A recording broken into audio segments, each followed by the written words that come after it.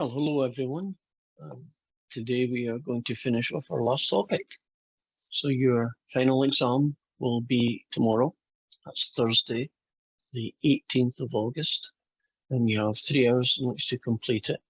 So I strongly suggest that you take what little time you've got left and get prepared for it, and make sure that you start your exam before 9 p.m. so that you'll have enough time to finish it inside the window that we have. So first question we're going to deal with here is an application, and it's a story. And in this story, a pre-election survey showed that 7 out of 12 people will vote in an election.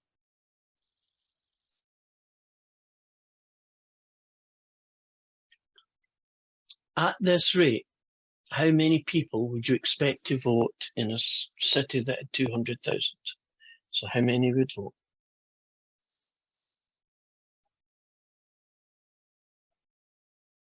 In a city that had 210,000 people of voting age. Well, since you tell me 7 out of 12, 7 can vote out of a total of 12. And that's going to be equal to the same ratio that you would get if you let X be the number of people who would vote in this city, and you divide it by the total number. So basically, there's our equation. If we solve for X, we will be able to tell you how many people are likely to vote. So I'm going to do the cross multiplying technique, and 12 times X gets me that. And if we multiply 7 and 210,000 together, you get 1,470,000. And then to find out what X is, that's the number of people who would vote, you divide both sides by 12. And that gets us, let's say that, 122,500,000 people. So the answer to the question, how many people would vote in this city of 210,000? The answer would be 122,500. Now the next question, call it question 1. The next question, question 2, says a contractor estimates that 12 square feet of window space will be allowed for every 1,600 feet of floor space. So you're going to have 12 square feet of window for every 160 square feet of surface. Now, using this estimate, how much window space, if you're building a house that had 3,200 square feet. Now, the relationship is 12 of window, 100 square feet of floor space. So 12 is the windows over 160. Now that's going to equal X, how much window against the floor space of this house, which is that. And so here we've got our equation. We'll do our cross multiply. 160 equals those two guys. Get our calculator out for that. So 12 times 3,200. And the answer is 38,400.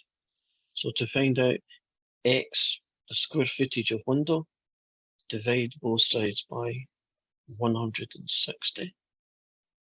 If I divide this guy by 160, we get that you would have in this particular house 240 square feet of windows.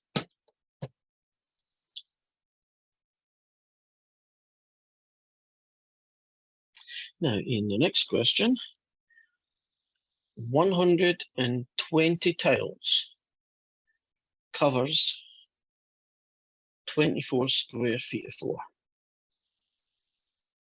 And the question is, how many tiles would you need to cover 300 square feet of floors? Now you can imagine what you might get. You might get a big box, 120 tiles, and it covers that many square feet, so it's probably quite small tiles. So 120 tiles, and on the bottom, 24 square feet. Now, on the fraction, you have the same position. On the top's tiles, on the bottom is square foot. Don't know how many tiles there are. That's what we're trying to ask.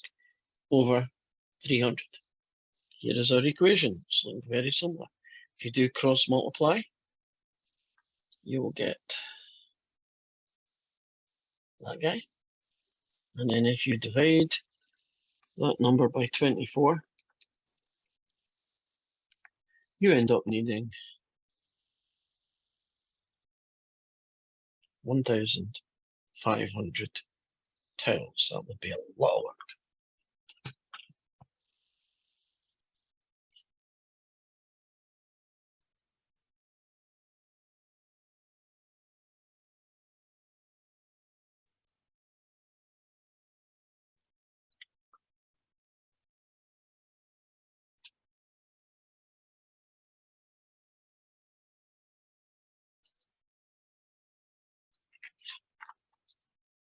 Now, our next one, story number 4. Leonardo da Vinci observed that a person's height varies directly as a person's width. Okay, so there's a relation between your height and how wide you are. Okay. And so a person is 70 inches tall, has a width of 17.5 inches. How tall would you expect someone whose width was only 12 inches? There's your equation. Cross multiply 17.5x equals that. Divide both sides by 17.5. See what we get here. 840 divided by 17.5. And the answer we get to the nearest whole number is 54 to 1 decimal place. It's that. So a person whose width across their shoulders, that's what we're talking about, would be about 54 inches, quite a small person.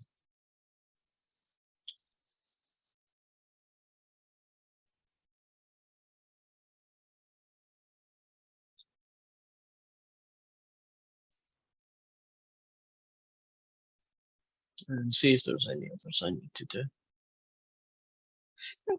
And that's essentially all I'm going to do then. And it's just some examples of using proportion to decide how to solve a problem that involves proportions. So hopefully that's some help to you. And remember, tomorrow is your final. So good luck, everyone.